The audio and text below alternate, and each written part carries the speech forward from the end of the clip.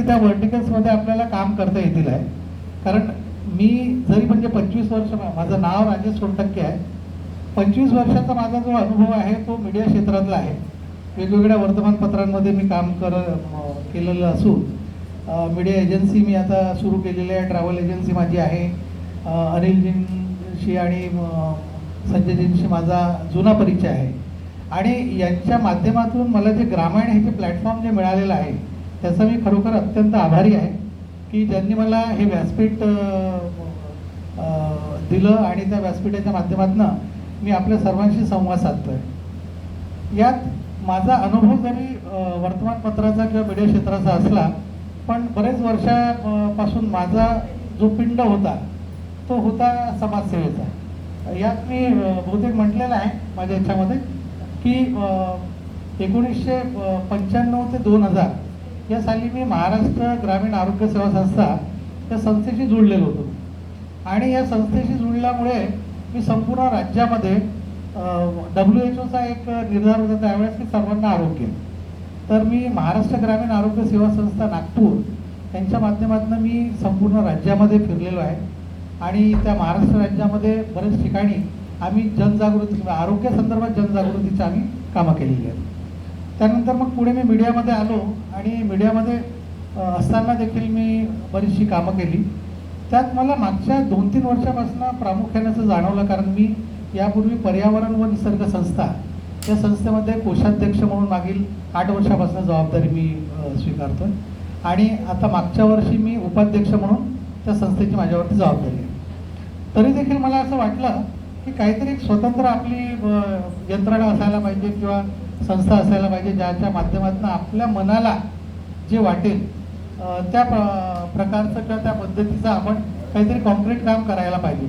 त्यामुळे मी 2024मध्ये Rajratna welfare society या सोसायटीची स्थापना केली आणि यामध्ये आमचे साधारणपणे 9 याच्यामध्ये मेंबर्स आहेत आमचे आणि सगळे समविचारी लोक आहेत. त्यात मी सचिवाचं पद माझ्याकडे आहे या संस्थेमध्ये आणि इथे देखील मला जे यायचं होतं तर अनिलजींनी मला म्हटलं की म्हणे अशा प्रकारचा हा NGOचा ट्रेनिंग सेशन आहे.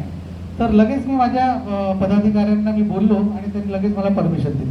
तर ही देखील आमच्या जमेची बाजू आहे संस्थेची.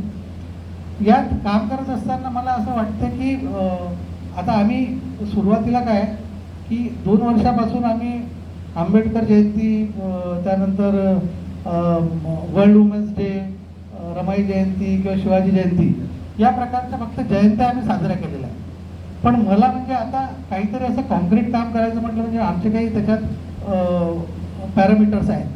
त्या पॅरामीटर्समध्ये म्हणजे प्रामुख्याने म्हणजे जे काही 8-10 असे विषय आम्ही त्या उद्देश जे घेतलेले आहेत त्यामध्ये महत्त्वाचं मला नाही उद्देश एक वाटतो मला की महिलांच्या सक्षमीकरणाकरता हा विषय मला खूप छान वाटतो.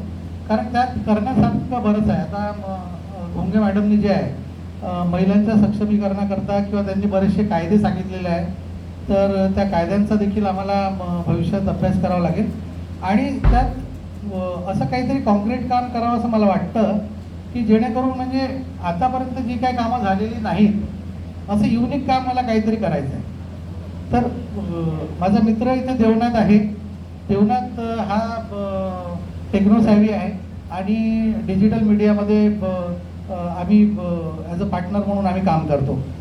तर देवनाथने कालच त्याच्या डोक्यामध्ये एक भन्नाट कल्पना आली की तुम्ही ज्या परिसरामध्ये काम करता त्या महिलांना तुम्ही एकत्रित करून त्यांना का बरं तुम्ही डिजिटलचं ट्रेनिंग नाही द्यावं आणि त्या महिलांना डिजिटली तुम्ही सक्षम करून त्यांना आत्मनिर्भर करा आणि त्यांना आत्मनिर्भरता झाल्यानंतर आमचा जो परिसर आहे बेसा नगरपंचायत जी आहे त्या नगरपंचायतमध्ये जे आता नगरसेवक किंवा नगरसेविका किंवा नगराध्यक्ष आता वडोले म्हणून जे झालेले आहेत त्यांना या डिजिटल मीडियाचा नक्कीच त्यांच्या पब्लिसिटीकरता त्यांचा फायदा होणार आहे आणि तो फायदा जो आहे तो आम्ही आता जी ट्रेन करणार आहोत त्या महिलांना ट्रेन करून त्यांना त्यांची जी कामं आहेत म्हणजे मीडिया हँडलिंगची कामं म्हणजे माझ्या एका शब्दावरती ते देतील एवढा माझा विश्वास आहे. कारण त्यांच्याकरता मी मागील बरेच वर्षापासून काम करतो आणि सगळे 17ची 17 बॉडी ती जे आपल्या शब्दाबाहेर नाही आहे इन्क्लुडिंग नगराध्यक्ष. तर हा देवनाथने मला जे सांगितलेला खूप चांगला कन्सेप्ट वाटला तर मला असं वाटतं की त्या विषयावरती जे आहे त्या विषयावरती आम्ही आता सुरुवात करणार आहोत. आणि ग्रामायणच्या माध्यमातून मला असा विश्वास आहे की अनिलजी सोबत आहेतच आणि बाकी अजून तज्ज्ञ मंडळी आहेत, तर यांचा वेळोवेळी मला नक्कीच ग्रामायणच्या या व्यासपीठाचा आणि याच्याशी जे जोडलेल्या ज्या काही संस्था आहेत त्या सगळ्यांचा निश्चितच मला फायदा होईल.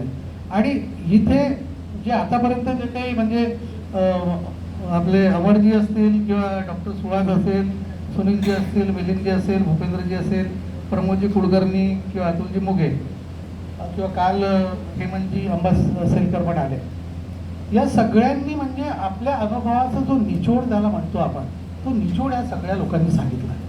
आणि यांची जी कामं पाहून मला तर असं वाटतं की नाही कुठेच नाही, म्हणजे टू बी व्हेरी ऑनेस्ट, की बहुना आता इथं ती प्रणाली आणि ते नितीन जो आहे, या लोकांनी काल जे इतकं चांगलं प्रेझेंटेशन दिलं त्यात मला असं वाटतं की मी म्हणजे कुठेच नाही यांच्या कामामुळे. यांचं वय देखील मला तर माझ्यापेक्षा वयाने हे लहान आहे, पण लहान असताना यांनी किती मोठी जबाबदारी आपल्या खांद्यावरती घेतलेली आहे. तर अशा प्रकारचं काहीतरी कॉन्क्रीट असं काम करण्याचा जो ध्येय आहे किंवा ध्यास आहे, असे घेऊन जेव्हा माझ्या समोर इथे जे दिसले ना, तर I am really appreciated to them आणि मी मोटिवेट देखील झालेलो आहे. म्हणजे यांची कार्य पाहून आणि यांचं उत्साह पाहून मी देखील खूप प्रेरित झालेलो आहे. आणि मला असं वाटते की भविष्याच्या काळामध्ये मी देखील खूप चांगले कॉन्क्रीट काम करेन. आणि पुढचा जो आपला ग्रामायणचा अशा प्रकारचा जो सेमिनार किंवा जे वर्ग राहील त्यामध्ये मला असं वाटते की मी कुठलं तरी एक कॉन्क्रीट काम घेऊन आपल्या सर्वांच्या पुढे. मला संधी दिल्याबद्दल सर्वांचे धन्यवाद. थँक्यू.